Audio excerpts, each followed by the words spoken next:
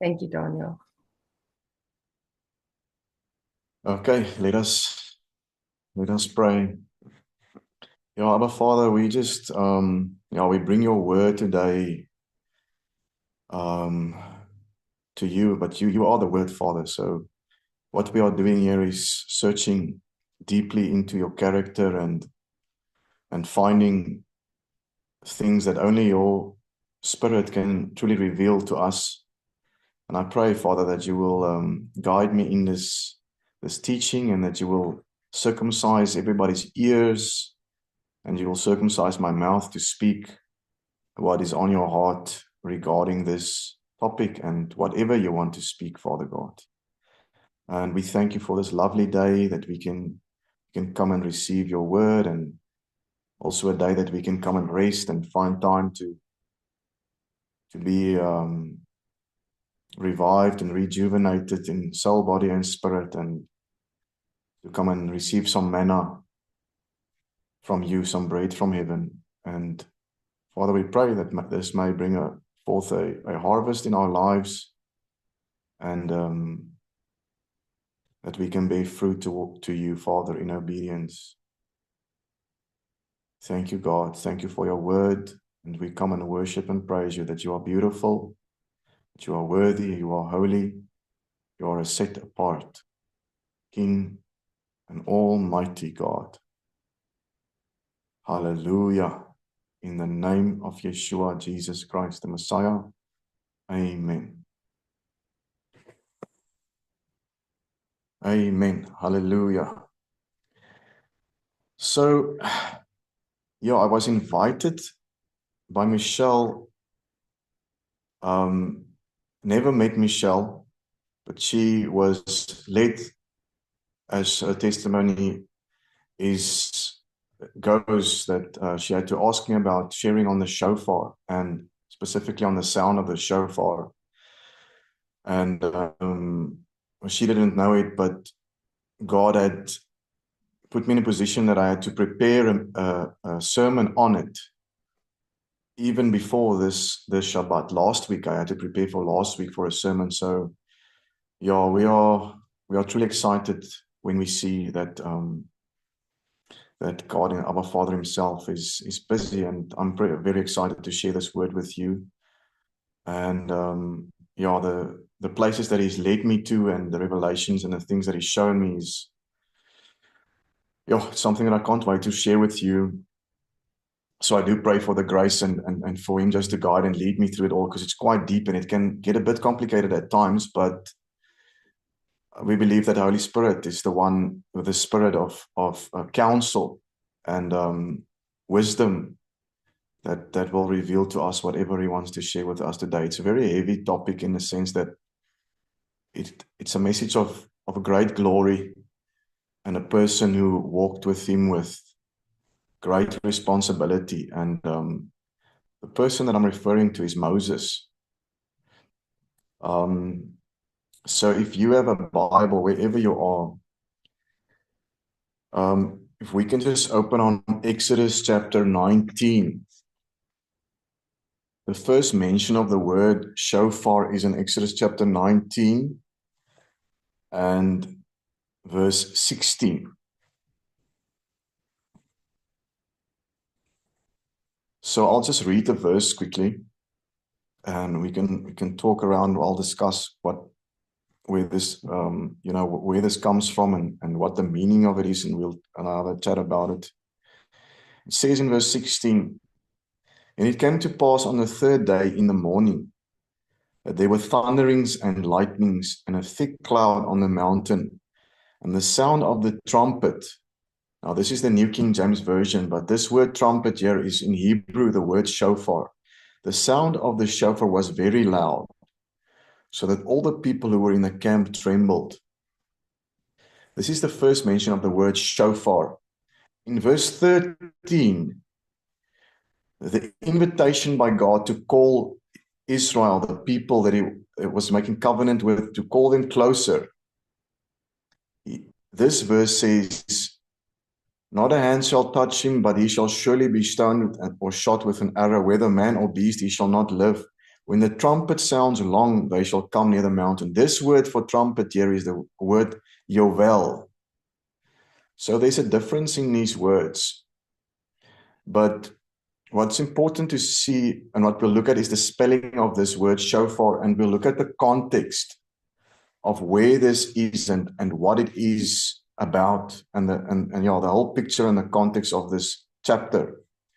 So I think all of us know about Mount Sinai and the event that took place, and obviously the covenant that Yahweh made with Israel on Mount Sinai. I mean, that is their marriage contract. And Yahweh even calls Israel his wife after that. So this was a marriage contract that God came to make with man. So where does the shofar fit in, and what can we see through the life of Moses? Because I want to talk about that as well. I want to talk about this mountain, the place where the sound came, and also the commission that Moses got from Elohim to start speaking to the people of Israel and to start speaking to Pharaoh, to let God's people go, to let Yahweh's people go. And this led them, obviously, we know this whole thing, I don't want to call things a story that's in the Bible, because it's not a story, but it's what happened in this event was deliverance, and it was freedom. And we know that the Pesach was instituted at the end of them moving out from Egypt, the place of bondage. So the commission, the mission, or the meeting that Moses had with Yahweh at the burning bush, and the mountain. The mountain is called Mount Sinai. It's also called Mount Horeb. The bush that was burning in Exodus chapter 3, where Moses met Elohim, is also at the same geographical position. It was at Mount Horeb. It was at Mount Sinai. And there's a tie and a connection between the two of them. And we'll have a look at where it comes from, and where it, almost like the word, not where it ends, but where this word shofar, why is this word shofar spelled the way it is? And you're going to find an amazing revelation when you see how all this comes together, and then there's a release of sound at the time of covenant. So maybe we must go back to Exodus chapter 3. We'll take a reading from Exodus chapter 3, and I'll fill in the commentary where I feel is necessary. Or maybe I'll just finish reading, and then afterwards I'll explain what I should be talking about. Exodus chapter 3. Now Moses was tending the flock of Jethro, his father-in-law, the priest of Midian. He led the flock to the back of the desert and came to Horeb, the mountain of God. The angel of Yahweh appeared to him in a flame of fire from the midst of a bush. So he looked, and behold, the bush was burning with fire, but the bush was not consumed. Then Moses said, I will now turn aside to see this great sight. Why the bush does not burn? So when Yahweh saw that he turned aside, God called to him from the midst of the bush and said, Moses, Moses. And he said, Here I am. And then he said, Do not draw near this place. Take your sandals off your feet, for the place where you stand is holy ground. Moreover, he said, I am the God of your father, the God of Abraham, the God of Isaac, and the God of Jacob. And Moses hid his face, and he was afraid to look upon God. And Yahweh said to him, I have surely seen the oppression of my people who are in Egypt, and have heard their cry because of the taskmasters, for I know their sorrows. So I've come down to deliver them out of the hand of the Egyptians, and to bring them up from that land to a good and large land, to a land flowing with milk and honey, to a place of the Canaanites, the Hittites, the Amorites, the Perizzites, and the Hivites, and the Jebusites. Now therefore, behold, the cry of the children of Israel has come to me, and I have also seen the oppression with which the Egyptians oppressed them. So Yahweh is summoning, or he's commanding Moses, and he's explaining to him that these people are in slavery and in bondage. Now, obviously, we know that the word Mitzrayim, the word Egypt in Hebrew, means place of bondage. It means to be bound, like you're pressed down. You can't move anywhere. And obviously, the God of Abraham, Isaac, and Jacob became Israel, is telling them, I'm seeing this bondage and I'm delivering you. And we see here something very interesting, is that this is the first time that God mentions his own name to Moses as Yod-Heh-Vav-Heh, Yahweh. And why that is, we'll also see. And what I just want to quickly go into is the angel of the Lord appeared to him in a flame of fire. So in this translation, we see this word angel is with a capital letter. Some translations say the messenger of the Lord. We also see this in the book of Judges, where Samson's parents are met with this messenger of Yahweh, this angel of the Lord. And this angel of the Lord is Yeshua. This is Jesus. Why is he manifesting in fire in that bush? What type of bush is it? And what is the message that he gives to Moses? And all those things contain the message that we want to have a look at today. And also we see the flames also erupting on Mount Sinai. Quakes and thunderings and lightning and the sound of the shofar, obviously. So here we have the sound of the shofar at Mount Sinai.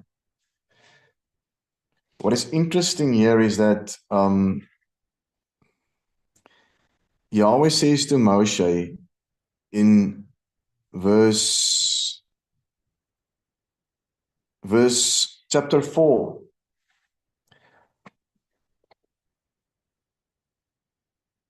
Moses has this question to Yahweh, and he says to him, but suppose, chapter 4, verse 1, but suppose they will not believe me or listen to my voice. Suppose they say the Lord has not appeared to you. So Moses has this question towards God, and he asks him, what if I speak and they don't listen to me?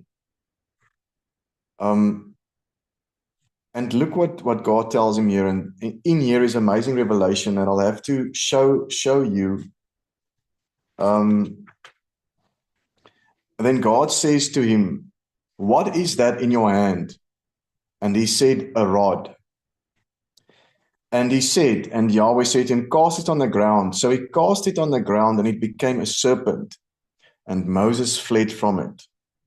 Now, in these verses lay an amazing revelation. I'm going to show you this. I put it here on a piece of paper. I don't know if you can see that. It looks a bit klein dalk. But that is and I think it's in reverse maybe on your screen. But the word for Michelle can share it with you guys afterwards or something like that. But the word that God uses for what is that? Just that word, what that, is the word mazeh. Mazeh is spelled Mem, Zayin, Hey. And when Moshe answers him and he says it's a rod or a staff, it is the word Matei, Mem, Tet, Hey. Can you see that it is exactly the same word? It's just the middle letter is changed. So what is the message in that, and what is in the rod? Because we know that God makes him throw down the rod and he turns to a serpent, and then he orders him to pick it back up again, and then it turns back into a rod. So the letter Zayin which is the one that God says, what's that? The letter Zion speak of sword and the seed, meaning there's a war for the seed of mankind. That is the main, I believe, message of that letter. There's a lot of other things too, but the sword and the seed. Zion is known as the sword and the seed. And also, if we look at Matthew, we see the letter Tet. The letter Tet has to do with good and light. Now, what would that tell us? Simply that when God looks at our seed, what he wants to see is his own seed wants to have implanted into us.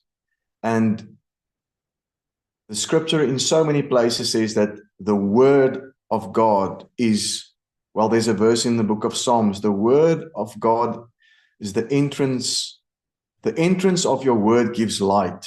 Psalm 119. The scripture also says in Psalm 119 that your word is a lamp to my feet and a light to my path. The menorah in the tabernacle is a representation of the word, having 22 utensils with 3 groups. 22 is the structure of the Hebrew alphabet, 22 letters, and there's 3 little utensils attached to each of the 22, which would give you 66. And there are 66 books in the Bible.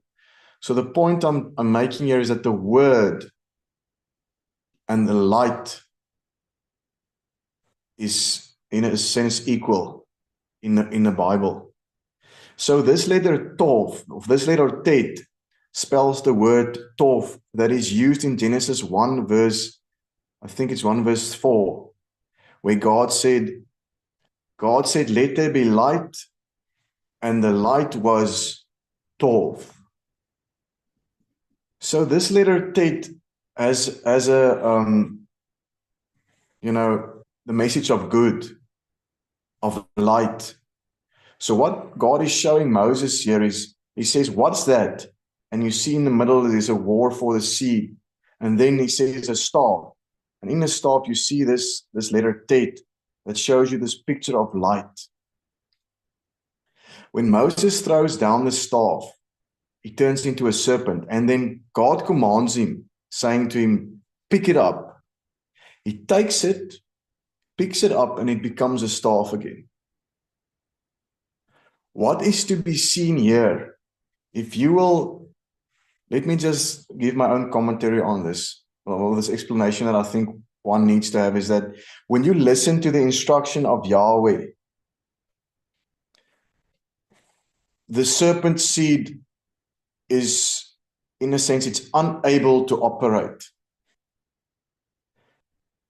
The serpent will be loose if you are not walking with your authority that is given to you from God. If you walk in your own fleshly desires, the serpent will be loose. And a lamet, a staff is also a symbol of, if you know the Hebrew letter lamet is the picture of a staff, and it speaks of learning, teaching, and authority. You have a free will, you have a free choice. You were created like that, to worship God, to love Him. But what is it that you express from your side? I mean, what is it that with the authority that you've been given, what is it that you say? What is it that you do? What is it that you act? And what is in your blood? This message, I believe, is a great key to understanding what God was saying to Moses while he was showing him the staff and the serpent. And Moses was a shepherd, so he understood what a staff was. A staff was to guide you and to direct you.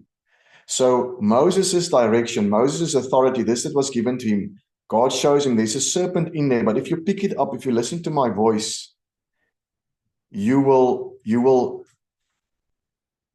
go in my authority. And we do know that this staff was the prop or the whatever, the authority, the stick that God used. He let them physically, practically use the staff, but God's order was to lift up your staff and then this will happen. Lift up your staff and then that will happen. What is that a picture of? That is a picture of obviously we know, the authority of God over Egypt, the place of bondage. And we know when we bring it to the renewed covenant, we have the blood of Yeshua, that it is his blood that breaks the serpent nature in us. In this picture, we see that there's something in this here that's actually, it represents the blood of Jesus that breaks bondage.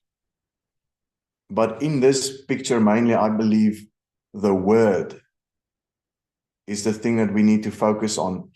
And to see that it is the word, I'm going to take you on a bit of a deep journey of the place of the bush. What is in the bush?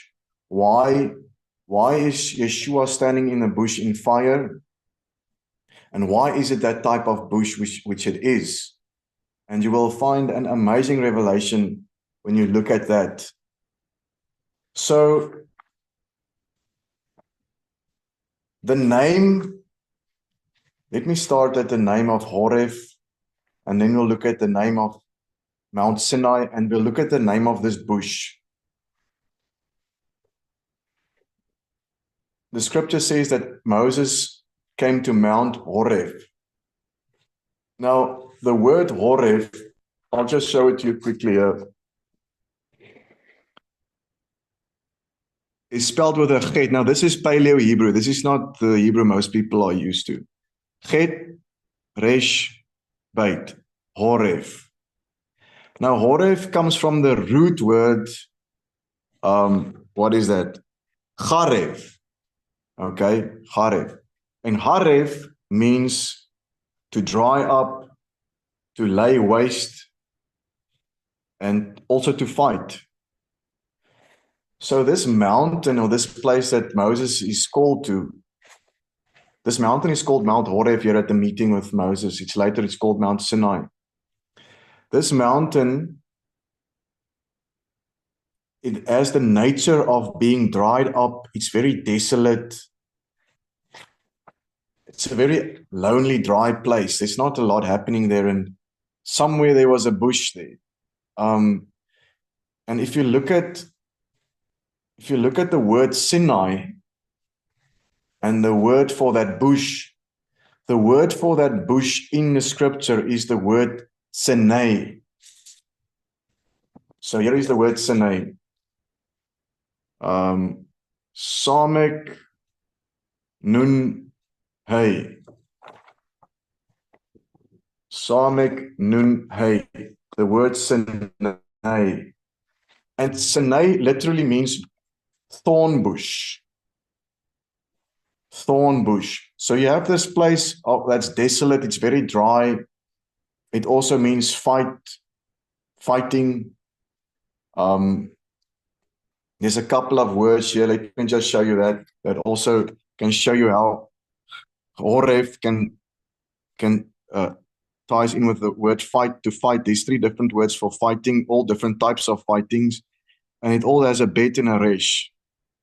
This one is Meribah, Kerav, Larif, Rav, Resh, Bet. So the root of all these words is this word Haref, which means to dry up and to make desolate. So we see this fighting, and things are desolate after there's a fight. And what's interesting is that the word Cherev It's all these words are spelled the same, to be honest. It's just different pronunciations. Cheref means sword. So what would we be doing with a sword in this scripture? And a desolate, dry place, and there was fighting is also the theme of this word. I mean, it's part of the root, or it comes from the root charef, and fighting, and a dry, desolate place. Now let's look at Genesis 3 verse 7. So this teaches us about the Garden of Eden. Man, Genesis 3:17. Sorry, verse 17. 3:17. It says, this is after Adam and Eve sinned. Then to Adam he said, because you have heeded the voice of your wife and have eaten from the tree of which I commanded you, saying, you shall not eat of it. He said the following, look at this. Cursed is the ground for your sake. In toil you shall eat of it all the days of your life. Both thorns and thistles it shall bring forth for you, and you shall eat the herb of the field. In the sweat of your face you shall eat bread, till you return to the ground, for out of it you were taken, for dust you are, and to dust you shall return. A desolate place, fighting, sword, and then we see the thorn bush. And we see here in Genesis chapter 3, the ground was cursed because of Adam's sin. And what does it say here? Both thorns and thistles it shall bring forth. He's talking about the ground. Okay, so the thorn bush basically represents the curse on the ground. And Moses meets with this thorn cursed plant thing in the midst of a very desolate, dry place. So what does that place look like to you? It's not a blessed, abundant place. So what do we see in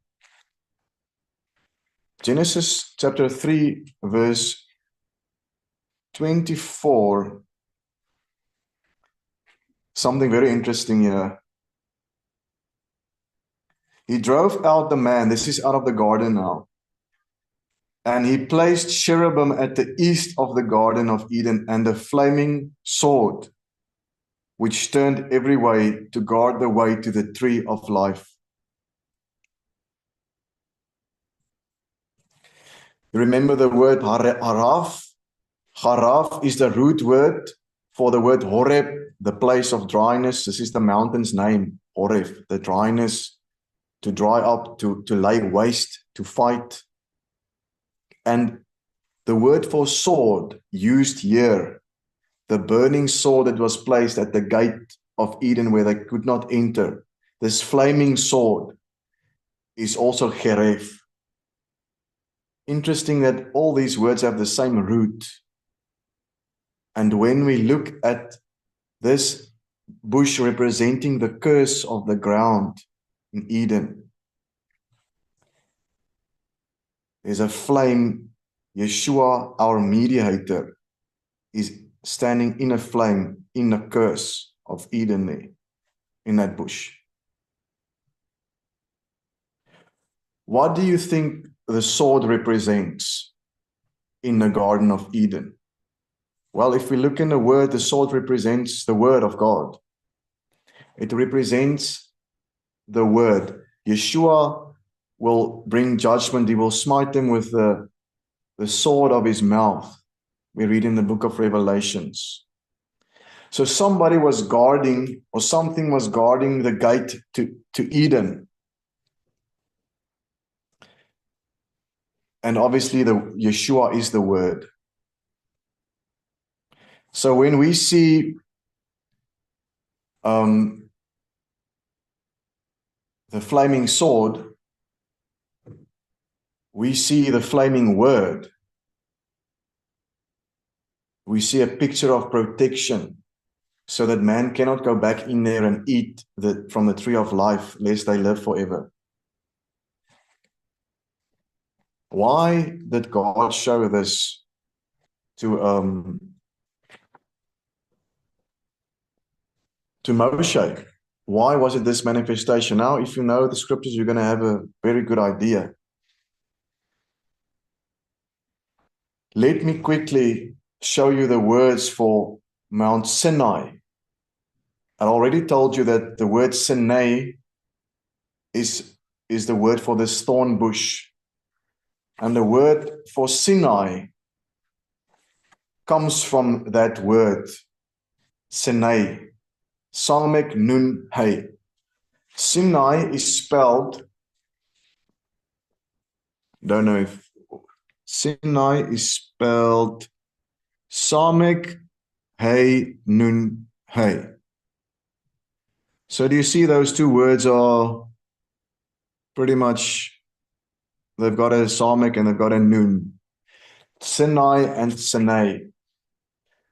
If we unpack or do a study on the letters and their meanings in these two words, we'll find an amazing revelation of why this bush that is on fire, that represents the cursed ground, what is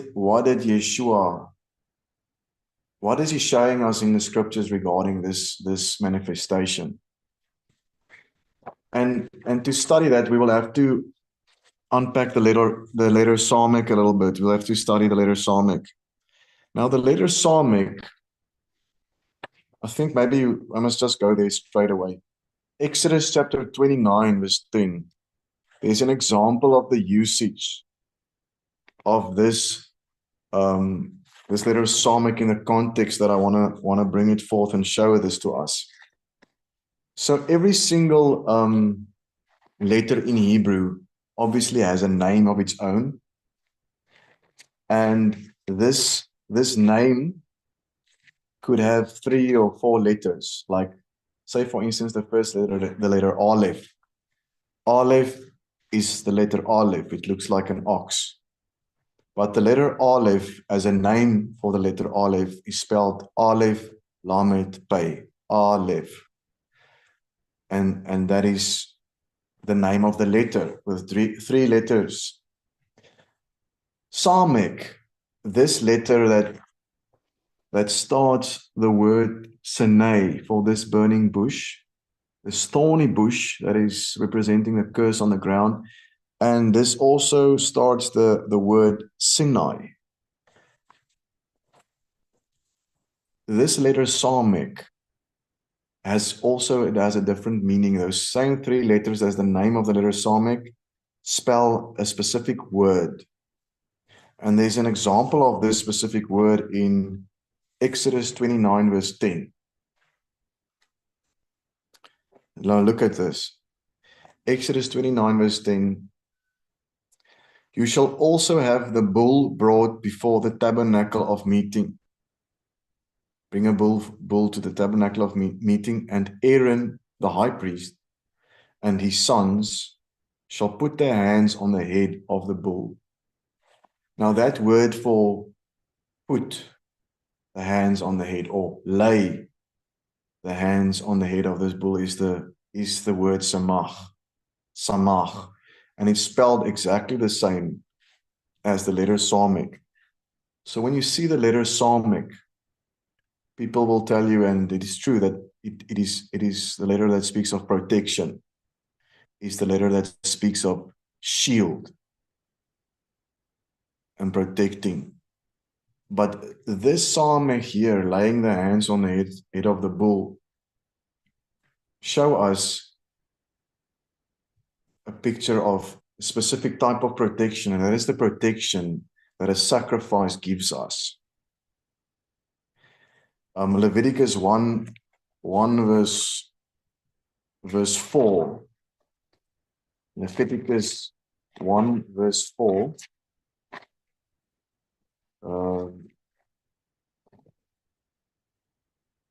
Then he shall put his hand on the head of the burnt offering, and it shall be accepted on his behalf to make atonement for him. So there's an example, and that is directly telling you that this offering will make atonement for you. You put your hand on the head of the burnt offering. It shall be accepted on his behalf to make atonement for him.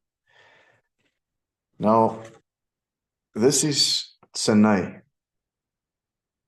So you see in Tsanei, you see that picture of protection through a sacrifice on which you will lay hands on. Leviticus 4 verse 24. And he shall lay his hand on the head of the goat and kill it at the place where they kill the burnt offering before Yahweh. It is a sin offering. So the sins were transferred, laying the hands on. The sins were placed on that animal. So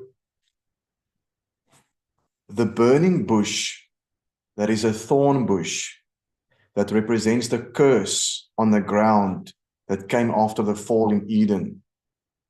In this desolate place, where there's no life really, it's all dead, there's fighting. It has to represent something of a transference. And you see Yeshua standing in the bush, the thorn bush, that represents the curse on the ground. The letter Nun, that is the next letter in that word, represents life. It represents seed, as seed of generations passed down from your lineage. It also represents soul, like a soul of man. So you see a protection that a sacrifice will bring, sins being laid on, and then you see a picture of life, and then you see the letter Hey, that little man with his hands in the air, which represents to be revealed or to behold, or even it can also reveal the Holy Spirit, or it can reveal or mean grace. So the burning bush is a picture of transferring of sin and of this life. Now the scripture says in Leviticus 17 verse 11 that you shall, if you know the scripture, the life is in the blood, and the blood it is that makes atonement for the soul. For the life of the flesh is in the blood, and I've given it to you upon the altar to make atonement for your souls. For it is the blood that makes atonement for the soul. So do you see this picture of the transference of sin and protection? And there is blood given, there is life, and then a revelation of it.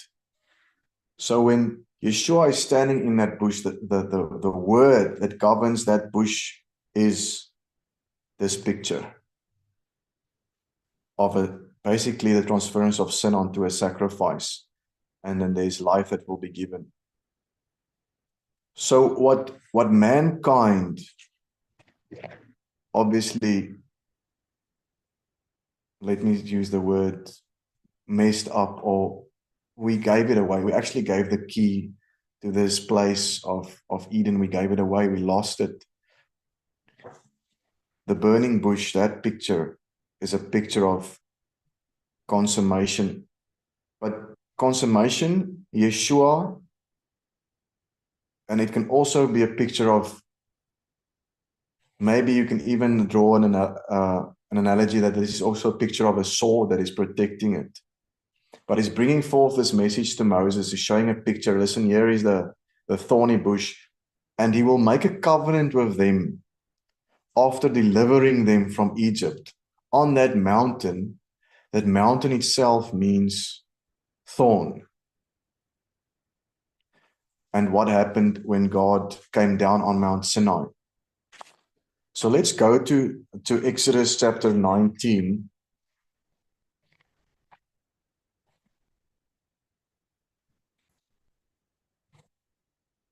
get back quickly to the message on the staff. The authority that Moses went with was obviously Yahweh Elohim's authority. And interesting, and I just wanna highlight this, that the mouth of Moses, the mouth of God. There are certain scriptures that bring out this theme. And the name of Pharaoh also means something to do with mouth. And that's the enemy. So let's quickly just, before I go to chapter 19, Exodus chapter 4, verse 10. And God said to him, listen, Moses, here's the plan.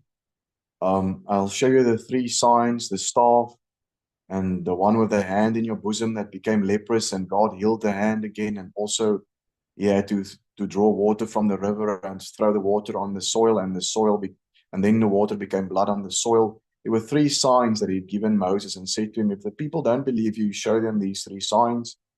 And I want you to go speak to Pharaoh. This is the plan. And I want you to tell them, I've heard of their bondage. Get them, deliver them out of Egypt, bring them out of Egypt. But you must use the staff, take the staff with you.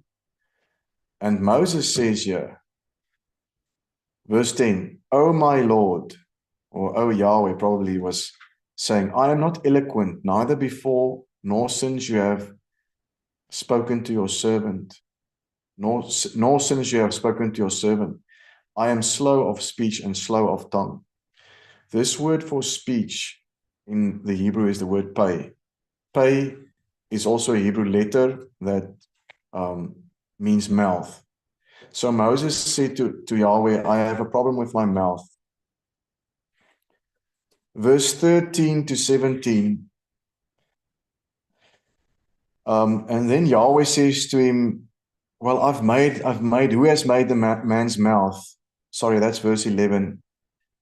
And then Moses again says, please send somebody else. And then Yahweh says in verse 14, says the anger of Yahweh was kindled against Moses, and he said, is not Aaron the Levite your brother? I know that he can speak well, and look, he is also coming out to meet you. When he sees you, he will be glad in his heart. Now you shall speak to him and put the words in his mouth, and I will be with your mouth and with his mouth. So clearly Yahweh is indicating that he will guard over their mouths. And I will teach you what you shall do. This action of teaching a person what he shall do is in the Hebrew mind, the context in a picture is talking of this lamed, of goad, of instructing them with the goad, with a rod. So he will teach them what to say. And then Yahweh says to him, he shall be your spokesman to the people. And Yahweh is drawing a picture of himself and Moses, with Moses and Aaron.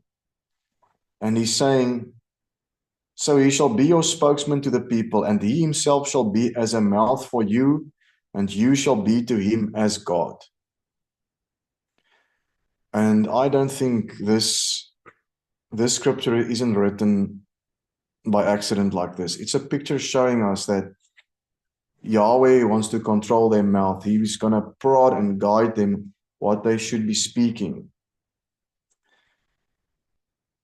And you shall take this rod in your hand with which you shall do the signs.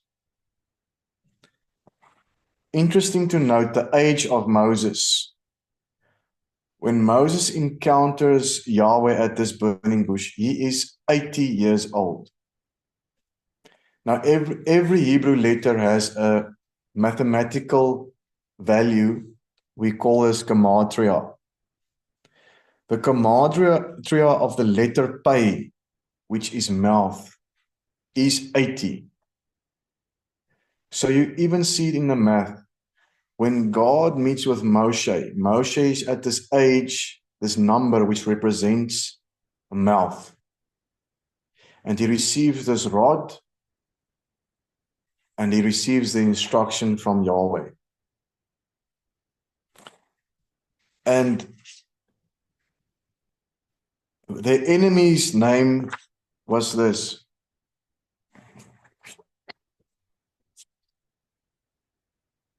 Pharaoh.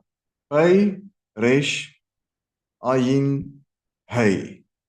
Pei, Resh, Ayin, Hey. Pharaoh. And there's a little message inside of the Hebrew pictures. And if you take Pharaoh's, the outside two letters of the name Pharaoh is Pei and Hey, which spell the word mouth, and the middle two letters spell the word Ra, which is evil. So in the picture or in the letters, there's a little indication that Pharaoh carries the mouth of evil. He represents the mouth of evil. So here we have the mouth of Yahweh, and with Moses and Aaron and the rod, and he's instructing them, versus Pharaoh. And Yahweh wasn't invited by Pharaoh to the fight. Yahweh says in the scripture that for a time such as this, Pharaoh was brought to this land so that Yahweh might show his power and his authority, and that he truly is God. This is amazing. So, there's so many deep things here. But it's important to remember this message of the battle that is shown to Moses regarding when he lays down the staff, something happens. But when he picks up the staff, it becomes a rod in his hand again.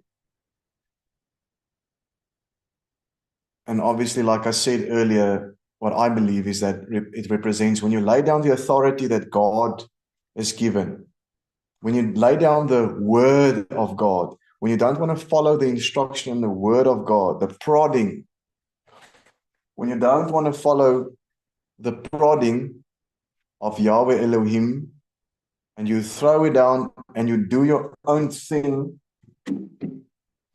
there is an opportunity for the serpent and the serpent nature to act. And very interesting, the three things that Yahweh gave Moses, all those three signs. The first one, the authority that he has to receive from Yahweh, what he's going to hear and what he chooses to act on. The second thing that happened was Yahweh said to Moshe, put your hand in your bosom, and he put it in there and he took it out and it was leprous, as white as snow, and Yahweh said, put it back, and it was healed again. The letter Yod in Hebrew is the picture of a hand like this, and it represents deed.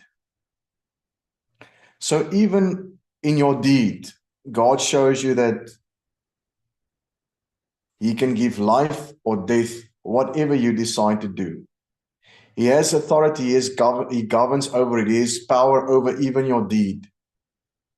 He is showing them also, he can take life from the river and throw it on the soil, and it can become blood. What I believe personally, this is now Daniel's interpretation. He's showing them a message of receive the word, walk with the word. But know this, that I'm showing you there's a serpent lying there. And he's also letting them focus on the deeds that they do. And then he shows himself as God, as the one that can create life. So he knows your blood, he knows your deeds, and he knows what it is that you are thinking with your mind. And we know that this whole thing should be a picture of the way that we are set free from bondage. The whole of Egypt, all those 10 miracles that happens there. And the staff is used, and Moshe is obedient, and he says to Pharaoh, let my people go. Okay. Very interesting. I didn't write this down. But at the end of their time in Egypt, Yahweh makes them institute the Pesach. Now, Pesach is also spelled, if I can find a pen, Pesach is spelled with a P. I'm going to write it out and show you quickly. P, Samek, which we just spoke about, and Kaf. There we go. Ek kan nie daar sien nie, maar in elk geval. P, Samek, Kaf. There we go. P is a mouth. And Samek is that picture of the sacrifice taking our place and protecting us.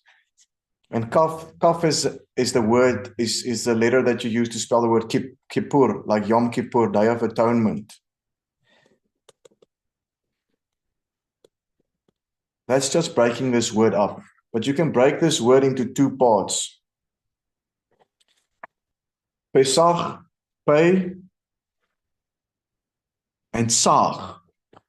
Pei is mouth, and in Hebrew the word Sag can be used for the term to speak or to talk.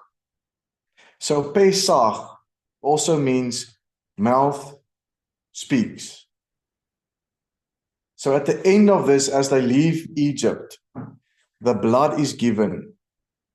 There's a picture drawn in that word that shows us that the mouth speaks. This is Pesach.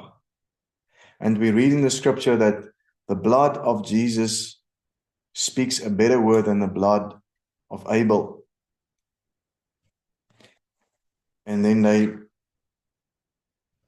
what happens to them when they put the blood on the doorposts? Their firstborn son is not taken. Their firstborn even of the cattle and the livestock. But the firstborn, obviously, of God, Yeshua, his blood will be taken, or his life will be taken, and his blood will be given for our redemption.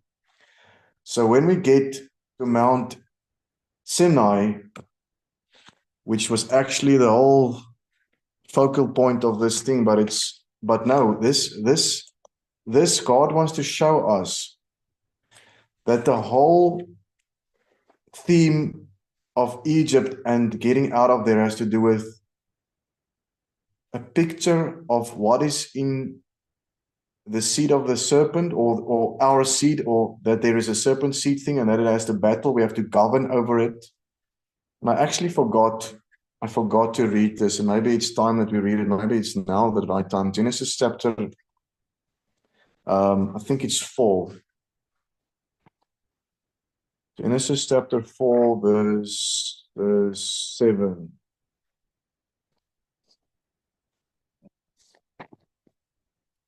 Genesis 4, verse 7 speaks of Cain.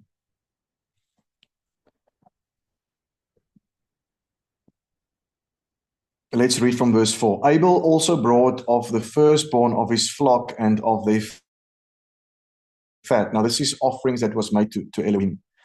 And Elohim respected Abel and his offering, but he did not respect Cain and his offering. And Cain was very angry. Now, why was Yahweh Elohim, why was Elohim not really so excited about his offering? It says here that he offered of his fruit. But Yahweh found the firstborn of the flock more, well, he accepted that. And then Cain is angry and his countenance fell. And then God says to Cain, why are you angry and why has your countenance fallen? If you do well, will you not be accepted? And if you do not do well, sin lies at the door. And its desire is for you, but you should rule over it. You should master over the desire. The desire that sin comes what the desire with which sin comes to you, you must master over that desire. The book of James says, when you are tempted, do not blame God, or do not say that it's God that tempted me. I think that is James chapter 1. I'm not exactly sure. It says, do not say that God is the one that tempted you, for God cannot tempt anyone, for he is not tempted by any form of evil. He says that God only is the Father of heavenly, every good and perfect gifts come from above, from the Father of heavenly lights. Okay. And this word here that is used when God is speaking to Cain, if you do well, will you not be accepted? That word for well is the word tov, which is this word for good, which is this letter that we see in the staff of Moses. So you have a choice to master over the serpent's seed. And in this bush, we see the solution. We see the authority is shown to us, how to rule over the serpent's seed. The mouth of God we need to listen to, and we need to hold on to the staff that represents the word. When we get on Mount Sinai, the word shofar, so we know that they drew near Mount Sinai, and Moses went up and he spoke with God, and God said to Moses, Moses, tell the people the following. You have seen what I did to the Egyptians and how I bore you on eagle's wings.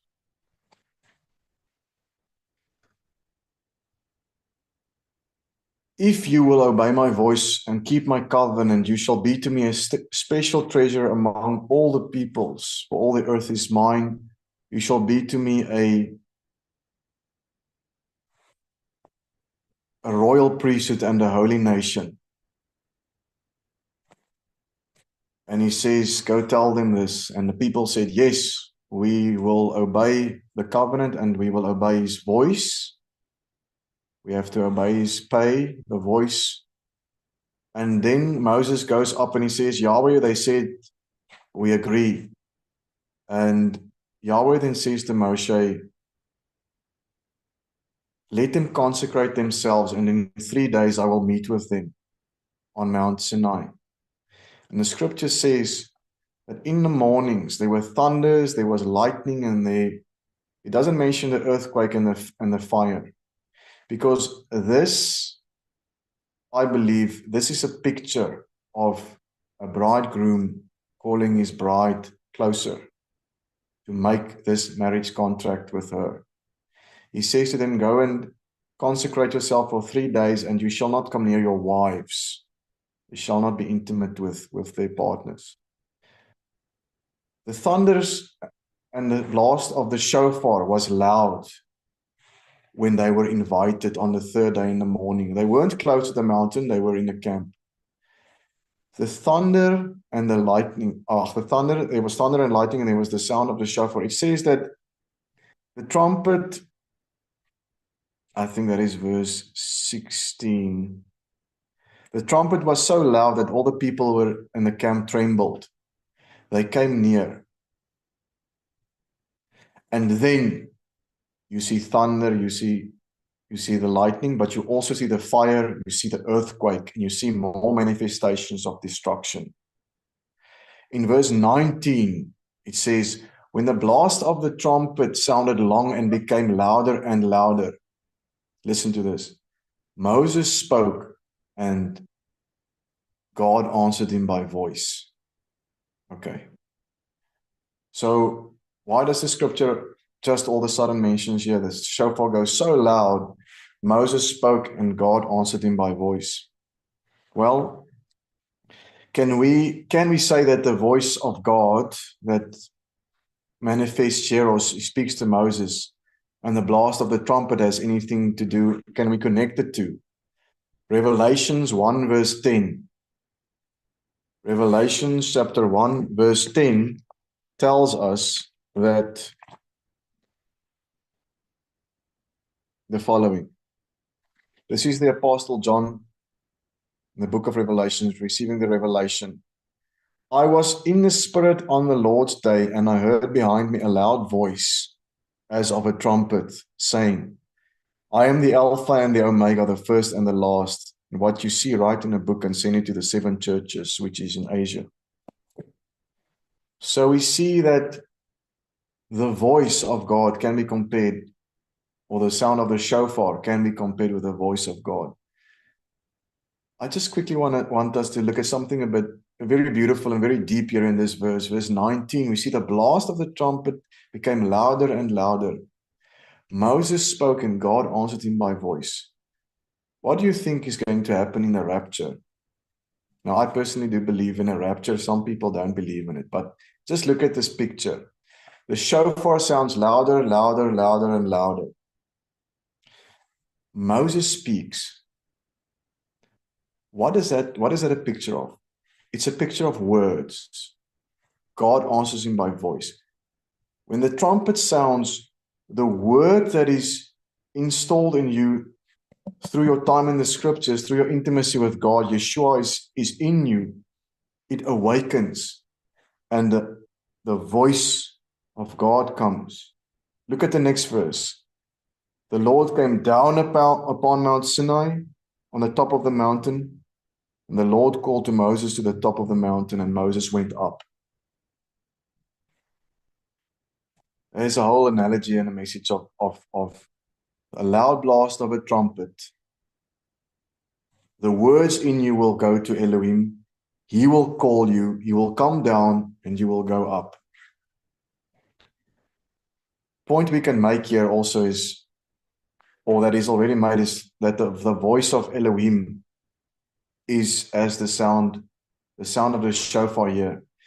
It carries the frequency, and that is what we wanted, or that is what Michelle was telling me before we started, is that frequency, something we're interested in is frequency. So the frequency of the shofar is the frequency of his voice. It is the frequency of his word. He conquered Egypt with the instructions that came from his mouth and the authority he gave. Basically, he had Moses use the staff with his authority. And he draws pictures in that whole thing of mouth and of Lamed, which represents his word. But when he commissions and he instructs Moses to do these things, he appears to him in a flame of fire in this bush that represents the curse of the ground. And it shows you a picture in the word Sinai, that he will make atonement, the sacrifice for this curse. And that is Yeshua in that fire. Why is there such a manifestation of fire in that bush? Why is there such a manifestation of fire on a mountain? Because if Yahweh has to speak to us face to face, we will not live. But there was a mediator in fire. And his fire also represents his holy jealousy. God is jealous for us. He's jealous for our blood. He's jealous for our deeds. He's jealous for our thoughts, and he's jealous for what is going on in our heart. And he would take the fire on himself. Now, the word shofar, just thinking of the victory through the mouth of God over the Egyptians, the word shofar itself is spelled Shin Vav Pei Resh. Shin Vav Pei Resh. Shofar. And there's a sentence in that word when we break up the meaning of these letters, and the letter Shin is the letter that shows us fire. It shows us destruction. It's also the letter that shows a picture of 2 front teeth. Consummation. The Vav is to connect, the Pei is mouth, and the Resh is head. So in the word for shofar, you will find a message, a picture drawn for you, a little sentence. Destruction connected to the mouth of the head. Shin, Vav, Pei, Resh. In verse 16, Exodus 19, this Vav is left out. It's just Shin, Pei, Resh. Destruction, mouth of the head. That is the Hebrew spelling, the way the scriptures were written. So the shofar here, well, it explains, it shows us that the shofar is a picture of destruction that is connected to the mouth of God. What is in destruction? Judgment. Why? Why does he manifest like that there? Because it's a holy God who is jealous, and he comes down with fire. But he comes down on what? He comes down on Mount Sinai, which is also called Horeb. He comes down on Mount Thorn.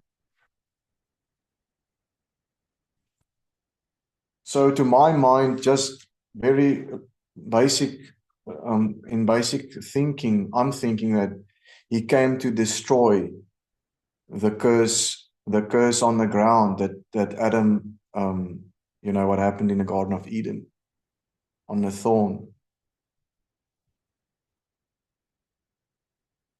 And then there's a sound.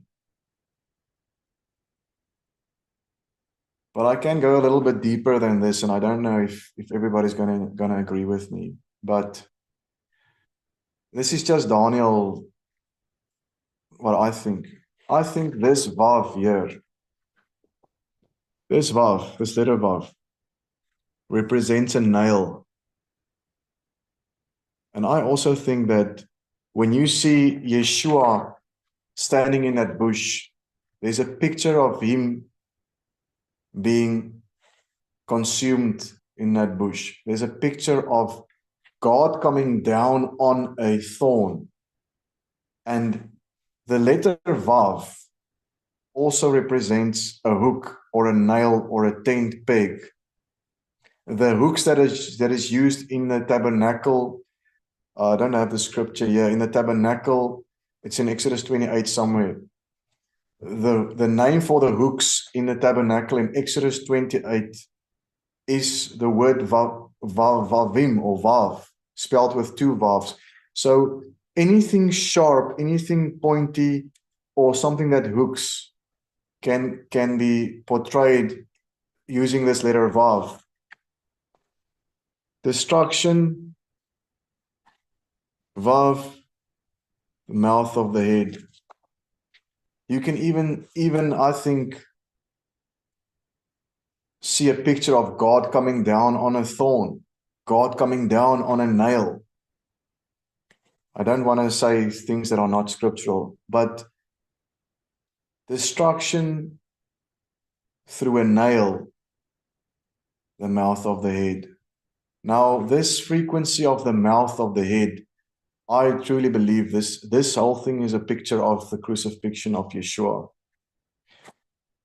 And that is what the picture shows us. It shows us that the word, the sword that was guarding Eden, standing in the curse. He was saying, I will take the curse upon myself. Galatians 3 verse 13. He took the curse upon himself so that we should not be under the curse of the law. I think it's First Chronicles chapter 5 verse, I'm not exactly sure where it says. It says that he became a curse. He who knew no sin became sin for us. So Yeshua took on the nature of this curse and he was consumed. So Yeshua took on this nature, and I think that is exactly why he was crowned with thorns. they gave him the place where you receive the word, where you have to battle with the word. He received the crown of thorns. This curse that came in the garden, he received that curse on his head. The place where you battle the word. And a flaming sword was placed in Eden to guard. So he actually took the curse. He took the curse of Eden on himself so that we can have an entry back to Eden. And that is shown to us here in this in these pictures of the burning bush, Mount Sinai, the Mount Thorn, and the sound that comes from this, I want to say covenant, but I want to say picture of, Moses had to know this. He would know. Well, I don't know if he had written the Bible. No, he probably hadn't written the Bible yet. But if he sees a thorn bush and he knows it's only dead and desolate, he would actually want the thorn bush to burn, because it's a thorn bush. It's going to hurt somebody. You want a thing to burn out. It doesn't. He sees the messenger in that thorny bush. What would you think if you see that? It's a cursed thing. It's a thing that's going to hurt people. But the messenger stands inside of it. So ultimately, I believe that this destruction that comes from the mouth of Yahweh is a picture of the destruction over bondage. The battle in the seed is the word that fights against the serpent seed. And that is what Galatians, I think chapter 5 says, is that the flesh wars against the spirit and the spirit wars against the flesh. So when we blow the shofar, we are proclaiming this covenant that God made with us, actually on Mount Sinai. But the deep prophetic messages in the first mention of the word shofar on Mount Sinai, and the whole occurrence there with what happened with Moses, all of that prophetically points to the sacrifice of Yeshua on the cross. All of this, a picture of getting out of bondage. And he's shown it to us in his Hebrew, in the words, in the letters, that it is, it's all about what comes out of his mouth and if we will obey his mouth. So yeah, I think that is it from me for today. It's a whole deep story. But yeah, I think there's somebody here calling for me. Yeah. Thank you, Michelle, and God bless you. Thank you. Thank you. And Shabbat Shalom to everyone. If there is any questions, you can just let us know. I didn't see anything come in. I'm just going to stop the recording here. So thank you, Daniel. Thank you, everyone, for joining.